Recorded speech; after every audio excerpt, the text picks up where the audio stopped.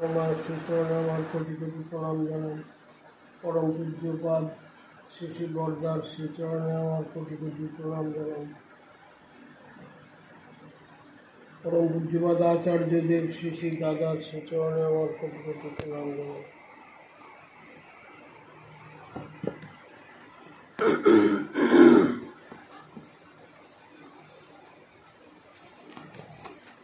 সৎসঙ্গে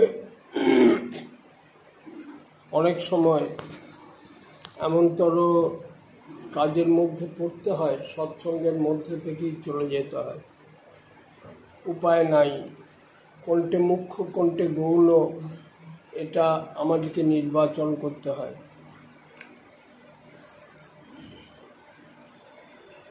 ঠাকুরের শ্রী শ্রী ঠাকুরের দয়া প্রতিটি মানুষের জীবনেই প্রবাহিত। শুধু মানুষ কেন, গাছপালা পশু পক্ষী এই সমগ্র জীবজগৎ সবার মধ্যেই তার দয়া প্রবাহিত। বিশ্ব ব্রহ্মাণ্ডে যা কিছু আছে, যে তার দয়া অনুভব করে সে প্রতিটা মুহূর্তে তাকে স্মরণ মনন করে চলার চেষ্টা করে।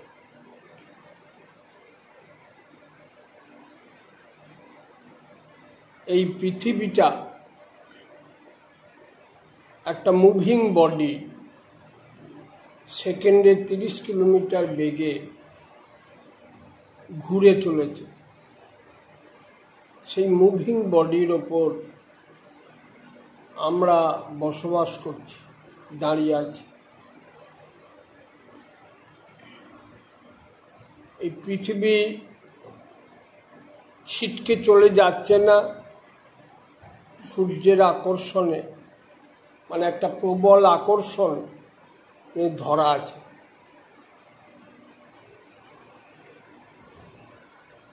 শ্রী শ্রী ঠাকুর এক জায়গায় বলছেন যে এই যে প্রাকৃতিক নিয়ম, যে একটা আকর্ষণে পৃথিবীটা ধরা আছে বলে সে ছিটকে যায় না।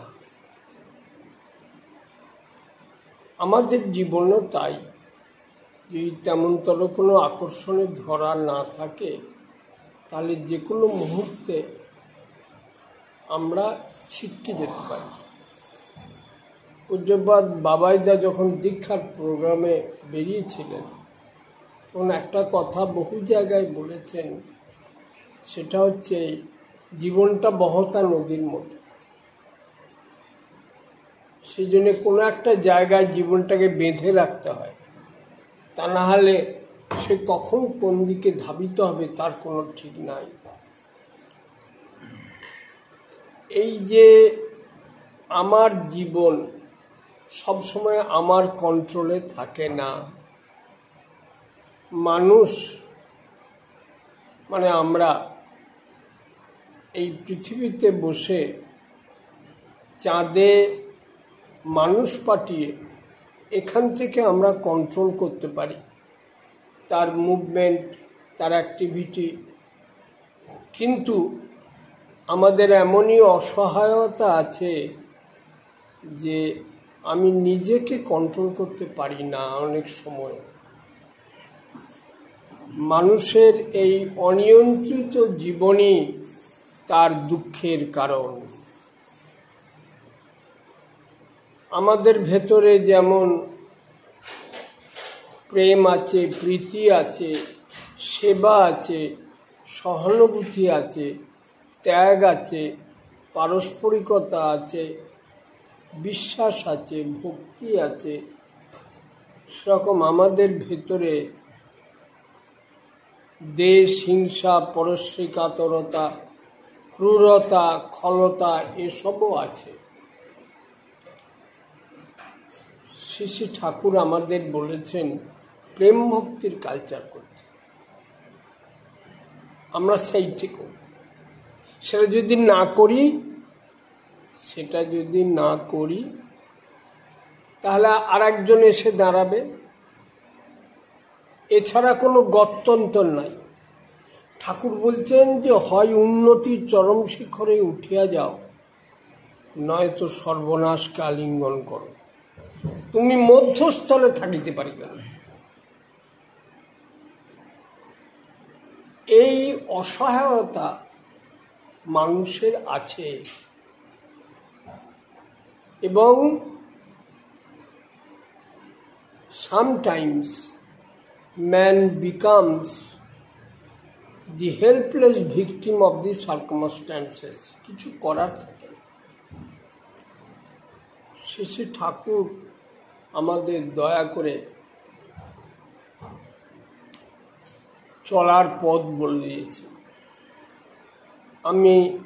আমার যে বৃত্তিগুলি আছে, কাম, ক্রোধ, লোভ, মদ, মোহ, মাৎসর্য, এগুলি যদি আমার কন্ট্রোলে না থাকে, এগুলিকে যদি আমি নিয়ন্ত্রিত করতে না পারি, তাহলে এগুলি আমার উপর প্রভুত্ব করবে। আর এরা যখন প্রভুত্ব করে, তখন আমি আমার হাতের বাইরে চলে যাই। ব্যাপারটা হচ্ছে এই, বৃত্তিকে এনজয় করতে গেলে বৃত্তির ঊর্ধ্বে থাকতে হবে, না হলে তাতে ডুবে যেতে হবে। জলকে এনজয় করতে গেলে জলের ওপরে থাকতে হবে, সাঁতার জানতে হবে, তা নাহলে ডুবে যেতে হবে। বৃত্তিগুলিও তাই।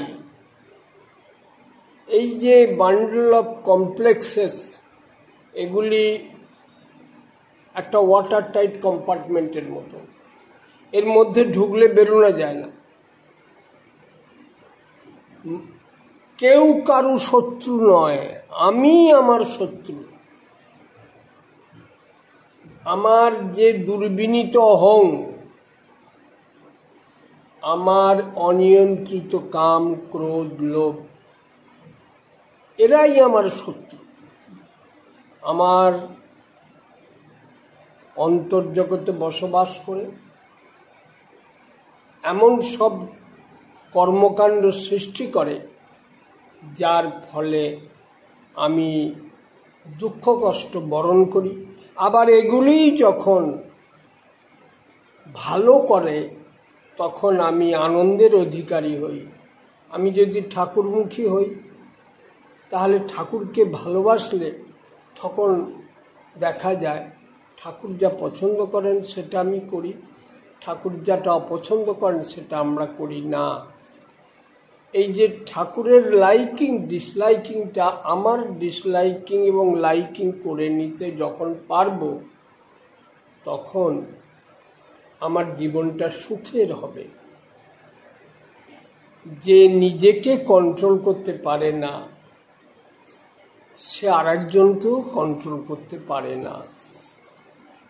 সংসারের যিনি কর্তা, তিনি যদি নিয়ন্ত্রিত না হন, তাহলে সংসারের আর সব যারা আছেন তারাও সেরকমই হবেন। মানুষ, ঠাকুর বলছেন, মানুষের ভেতরে ইনারমাস পসিবিলিটি আছে, অনন্ত গুণের আধার। মানুষকে ঠিকমতো ব্যবহার করতে পারলে সে আমাদের জীবনের প্রয়োজনে কাজে লাগে। একবার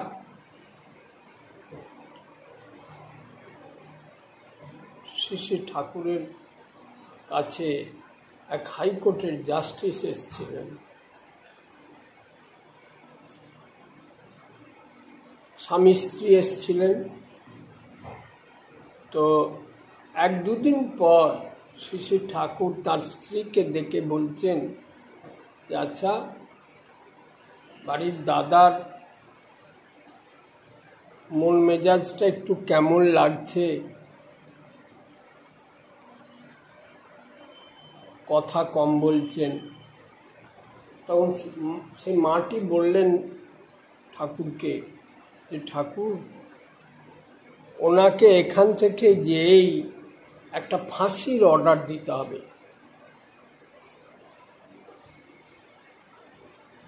তারপর সেই দাদাকে, তারপরে ঠাকুর বললেন, শুনুন, মানুষটাকে মেরে ফেললে তো মানুষটা চলেই গেল, তার থেকে মানুষটাকে মুক্ত করে তার দোষকে অপনোদন করে তাকে যদি মানুষ করে তুলতে পারেন, সেইটি আপনার যথার্থ বিচার।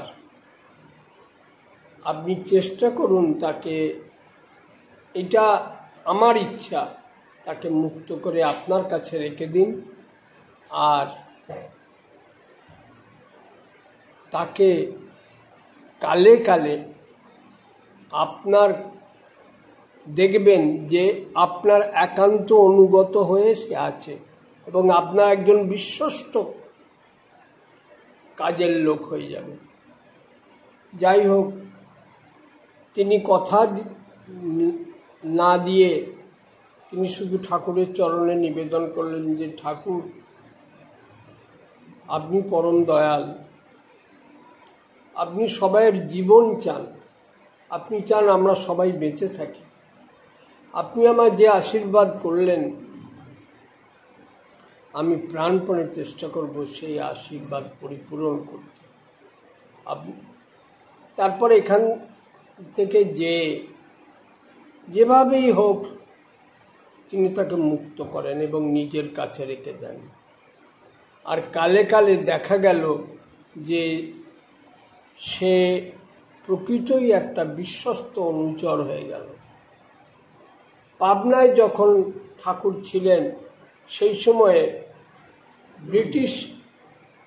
ব্রিটিশ ইন্ডিয়া পুলিশের লোক প্রায়ই পাবনাতে আসতো, কারণ কিছু পলিটিক্যাল লোক বা এখানে ঘোরাফেরা করত, তারা এসে ঠাকুরকে বলতো, আপনার এখানে তো অনেক রকমের লোক আসে, এই সমস্ত পলিটিক্যাল ভিকটিমদের আপনি এখানে আসা বারণ করে দিলেই পারেন। তখন ঠাকুর বললেন, দেখুন, কে কখন আসে না আসে, কে পলিটিক্যাল ভিকটিম, কে নয়, কে সন্ত্রাসবাদী, এগুলো আমি কেমন করে বলবো? এখানে সব রকম লোকের যাতায়াতের অবাধ স্বাধীনতা আছে, তারা আসেন। কিন্তু এরকম অনেক ব্যক্তি আসা যাওয়া করতে করতে আস্তে আস্তে এই সন্ত্রাস তারা ছেড়ে দেন, তারা ঠাকুরের আদর্শের জীবনকে গড়ে তোলার চেষ্টা করেন। এবং তখন তাদের ওপর যে সন্দেহের কারণ ছিল, মাঝে মাঝে যে তাদেরকে পুলিশে যে হাজিরা দিতে হতো, আস্তে আস্তে তাদের ওপর থেকে এই সন্দেহের কারণকে সরকার উঠিয়ে নিল, তারা মুক্ত হলো। এরকম অনেক মানুষ শ্রী শ্রী ঠাকুরের শ্রীচরণতলে এসে তারা মুক্ত হয়েছে। পরবর্তীকালেও বহু মানুষ এই রকম শ্রী শ্রী ঠাকুরের চরণতলে এসে তারা নিজেদের জীবনকে পরিশুদ্ধ করেছেন। ঠাকুর যখন বললেন যে আমরা এমনতর যাতে যোগ্য হয়ে উঠি, যে যোগ্যতার ভেতর দিয়ে আমরা মানুষের ভেতরে পারগতা, ক্ষমতা এবং এইসবের প্রবোধনা যোগাতে পারি এবং মানুষকে কাজের করে তুলতে পারি, মানুষ যাতে উপকৃত হয় তাই করে তুলতে পারি, সেইটা তিনি বললেন। একবার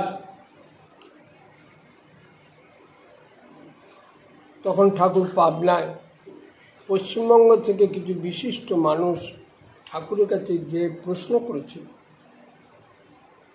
যে, ঠাকুর, ঊনবিংশ শতাব্দীতে এই বাংলায় কত বিশিষ্ট প্রাতঃস্মরণীয় ব্যক্তির জন্ম হয়, তাদের দিয়ে কত মানুষ উপকৃত হয়, তারা বহু মানুষের কল্যাণ করে গেছেন, কিন্তু তারা যখন চলে গেলেন তাদের অবর্তমানে সেই সব শূন্যস্থান আর সেই রকম মানুষ দিয়ে পরিপূরিত হয়নি। শ্রী শ্রী ঠাকুর তখন বললেন যে আমার একটা কথা আপনারা বিশ্বাস করবেন? তখন তারা বললেন আগে হ্যাঁ, নিশ্চয়ই বিশ্বাস করব। তখন ঠাকুর বললেন এই সমস্ত আত্মা তারা ইথারে ঘুরে বেড়াচ্ছে, উপযুক্ত বাবমা পাচ্ছে না বলে আসতে পারছে না।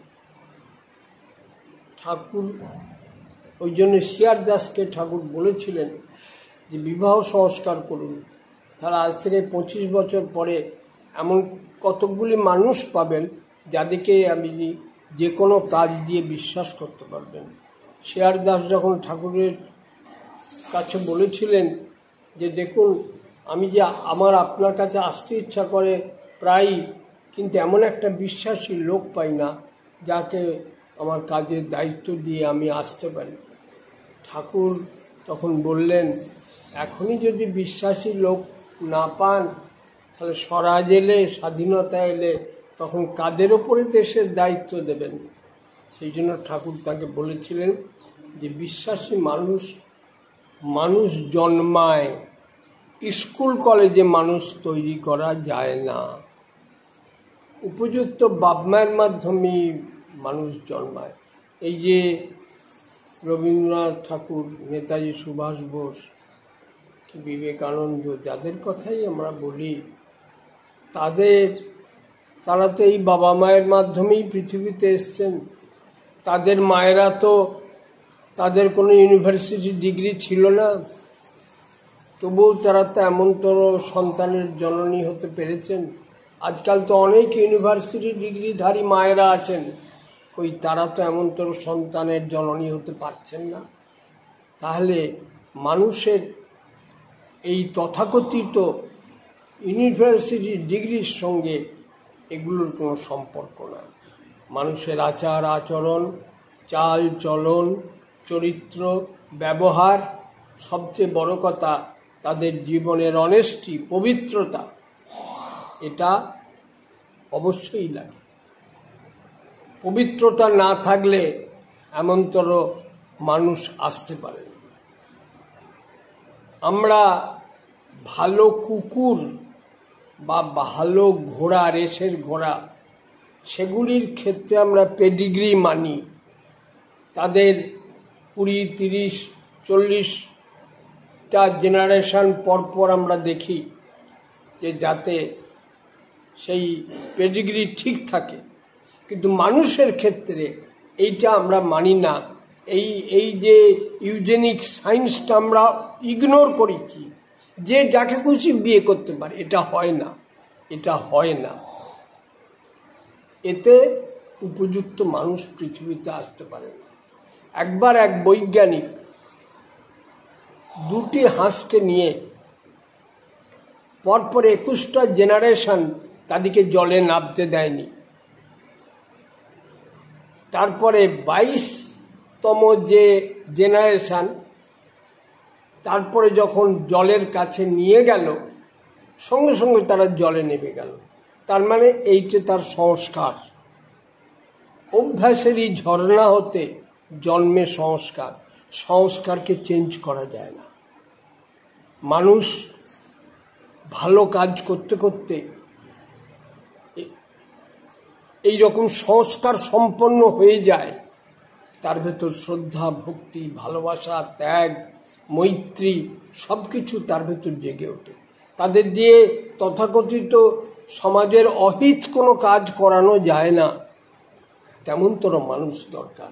সেই জন্যে সর্বত্রই একটারই অভাব, সেটা হচ্ছে প্রকৃত মানুষের অভাব। এবং সেই মানুষ পৃথিবীতে আসতে পারে।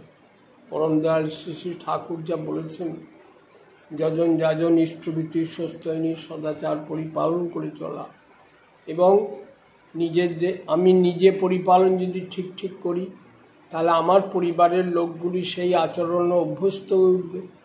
এবং আচার্যদেব শ্রী শ্রী দাদা যেমন একটা কথা প্রায়ই বলে থাকেন যে আমরা একা বেঁচে থাকতে পারি না, সবাইকে নিয়ে বাঁচতে হবে, কাউকে আমরা বাদ দিতে পারবো না।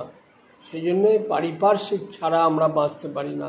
পারিপার্শ্বিক আমাদের অঙ্গের মতো, তাদেরকে যদি আমি ঠাকুরমুখী করে তুলতে পারি, তাদেরকে যদি আমার ঠাকুরের সম্পদ করে তুলতে পারি, তাহলে তারাও আমার পরম বান্ধব হবে। এরকম করতে করতে দেখা যাবে আস্তে আস্তে সমগ্র পরিবেশ চেঞ্জ করে যাচ্ছে। ঠাকুর বলছেন প্রকৃতির বিধান জারি হয়ে আছে, যারা অহংয়ের ওপর দাঁড়াবে তারা একদিন তলিয়ে যাবে, আর যারা এই মানুষের জীবন বৃদ্ধির কালচার নিয়ে বা মানুষের কল্যাণের জন্য যারা নিজের জীবনকে উৎসর্গ করে, ভারতের যে কালচার, ভারতের কালচারটাই হচ্ছে এই রকম। গুরু রামদাস ছিলেন, তাকে অনুসরণ করে চলতেন শিবাজি। চাণক্য ছিলেন, তাকে অনুসরণ করে চলতেন রাজা চন্দ্রগুপ্ত। এইটি হচ্ছে আমাদের ইন্ডিয়ান কালচার, ভারতীয় আদর্শ। সেই আদর্শকে আমরা আমাদের জীবনে, সমাজে, পরিবেশে সেইটি যাতে প্রতিষ্ঠা করতে পারি, ঠাকুর সেই কথাটাই বলেছেন। অনেক বড় বড় ডিগ্রি হলো, অনেক পয়সা উপায় করতে পারলো, সেইটি কিন্তু জীবনের মানদণ্ড নয়। জীবনের মানদণ্ড হচ্ছে অন্য। ঠাকুর বললেন অভ্যাস ব্যবহার ভালো যত, অভ্যাস ব্যবহার ভালো যত, যেমন তর সন্তানও পাবি তেমন তর। শিক্ষার মূল জিনিস হচ্ছে অভ্যাস, আচরণ। স্বামীর প্রতি টান যেমনই, সন্তানও জীবন পায় তেমনই। স্বামীর, ঠাকুর বলছেন যে স্বামীর প্রতি যদি এতটুকু অশ্রদ্ধা থাকে, তাহলে সেই অশ্রদ্ধায় জাত সন্তান, সে বাপমা কেন দুনিয়ার কাউকেই মানবে না। অশ্রদ্ধার কালচারটাকে সরাতে হবে, সেই জন্যে ইষ্টনিষ্ঠ হতে হবে। ঠাকুর বলছেন যে আমরা যদি আমাদের এই মন বহুধা বিভক্ত হয়ে থাকে, নানা চিন্তা এবং নানা রকম গলদ যদি ভেতরে ঢুকে থাকে, তাহলে সেই মন দিয়ে আমরা মানুষকে জাজ করতে পারবো না। ঠাকুর বলছেন যে জলে প্রতিবিম্ব দেখা যায়, কিন্তু সেই জলে যদি ক্রমশ ঢেউ উঠতে থাকে, তাহলে প্রতিবিম্ব ঠিকমতো প্রতিফলিত হতে পারে না। সেই জন্য আমাদের মনটাকে সবসময় ইষ্টে ভরপুর করে রাখা লাগে। তাতে হবে কি, সেই মানসিকতায় দাঁড়িয়ে আমরা মানুষকেও ঠিকমতো জাজ করতে পারবো, এবং আমার কাজ, কর্ম, চিন্তা সব কিছু তখন যতটা সম্ভব নিখুঁত হবে। ভালোবাসার মধ্যে কর্ম আছে। ভালোবাসা যেমন অপ্রত্যাশী, শর্তবিহীন, সেরকম যাকে আমি ভালোবাসি তার জন্য কর্ম আছে। কর্ম ছাড়া ভালোবাসা থাকতে পারে না। পৃথিবীতে যখন মহাপুরুষ এসছেন, তাকেও সেই কর্মই করতে হয়েছে। শ্রীরামচন্দ্রকে বশিষ্ঠ বলেছিলেন যে তুমি এত উদ্বিগ্ন কেন? তুমি পৃথিবীতে এসেছো, তুমি তো জানো কি করলে কি হবে না হবে। তখন শ্রীরামচন্দ্র বলেছিলেন যে দেখুন, আমি যখন মানুষ হয়ে এসেছি, তখন এই মানুষের ধর্মই আমাকে পালন করতে হবে। যে যে চলনের মধ্যে দিয়ে আমাকে চলতে হয়, তা আমাকে করতে হবে। তিনি কর্ম করেছেন, কর্মহীন অবস্থায় কোনোদিন থাকেননি। তিনি সমুদ্রকে বেঁধেছেন, আসা যাওয়ার রাস্তা তৈরি করেছেন। তিনি রাবণকে নিহত করেছেন এবং তার স্ত্রীকে তিনি উদ্ধার করেছেন। তার সব জায়গায় কর্ম লাগে। সেই কর্মটা হওয়া চাই গুরু নির্দেশিত। শ্রী শ্রী ঠাকুরকে পরিপূরণ করে যা এমনতর কর্মের দ্বারা আমাকে পরিচালিত হতে হবে। খেয়াল খুশি মাফিক চললে হবে না, চলতে হবে তাঁর ইচ্ছা মতো। তাকে খুশি করাটাই আমার জীবনের একমাত্র উদ্দেশ্য। আমাদের জীবনে কোনো চাহিদা নাই, কোনো প্রত্যাশা নাই। আমাদের একটাই চাহিদা, সেটা হচ্ছে আমি যাতে সর্বতোভাবে তাঁর হয়ে উঠতে পারি। আচার্যদেব পরম পূজ্যপাদ শ্রী শ্রী দাদা, তিনি এই 88 বছর বয়সে অসুস্থ শরীরে এখনও আমাদের প্রেরণা দিয়ে চলেছেন। ঠাকুরের ইচ্ছা পরিপূরণ যাতে আমরা করতে পারি, সেই কথাই তিনি এখন প্রতিনিয়ত বলে চলেছেন। তিনি বলছেন আরও 3.5 কোটি মানুষ প্রয়োজন। তাহলে আমরা ঠাকুরকে তো চোখের সামনে দেখতে পাচ্ছি না, আমরা দেখতে পাচ্ছি যাকে, তার ইচ্ছা পরিপূরণ করতে পারলে ঠাকুর খুশি হবে। আমাদের এই জীবনে দেখলাম আমরা যে শ্রী শ্রী ঠাকুরকে খুশি করার জন্য পরম পূজ্যপাদ শ্রী শ্রী বরদা সবসময় তীক্ষ্ণ নজর রাখতেন যাতে ঠাকুর খুশি হন, যাতে ঠাকুর আনন্দে থাকেন, স্বস্তিতে থাকেন। তাই তিনি সারা জীবন করে গেছেন। শ্রী শ্রী দাদাকেও আমরা তাই দেখেছি যে শ্রী শ্রী পিতৃদেবকে আনন্দে রাখার জন্য, স্বস্তিতে রাখার জন্য তিনি কীরকম করে চলেছেন। আজকেও দেখছি পূজ্যপাদ বাবাইদা শ্রী শ্রী দাদাকে সবসময় স্বস্তি দেওয়ার জন্য তার তীক্ষ্ণ নজর, তিনি কোথাও যান না, এইখানেই বসে থাকেন যাতে বাবার সুখ সুবিধা স্বার্থ তিনি যাতে দেখতে পারেন। তাহলে এটা আমরা বাস্তবে দেখতে পাচ্ছি। সেই আচরণ, তিনি যা কিছু করছেন সব কিন্তু বাবাকে খুশি করার জন্যই করছেন। তাহলে সেই আচরণে আমরা অভ্যস্ত হয়ে উঠব। আমাদের দৃষ্টি দিয়ে, আমাদের আচরণ দিয়ে, আমাদের ব্যবহার দিয়ে, সব কিছু দিয়ে আমাদের জীবনে আমরা পরম দয়াল শ্রী শ্রী ঠাকুরকে প্রতিষ্ঠা করব এবং প্রতিটি মানুষকে যাতে ঠাকুরের করে তুলতে পারি, সেই সাধনায় আমি নিজেকে ব্যাপৃত রাখব। পরম পিতার আতুল চরণে প্রার্থনা জানাই আপনারা সবাই ভালো থাকুন। জয় গুরু। ভালো লাগে।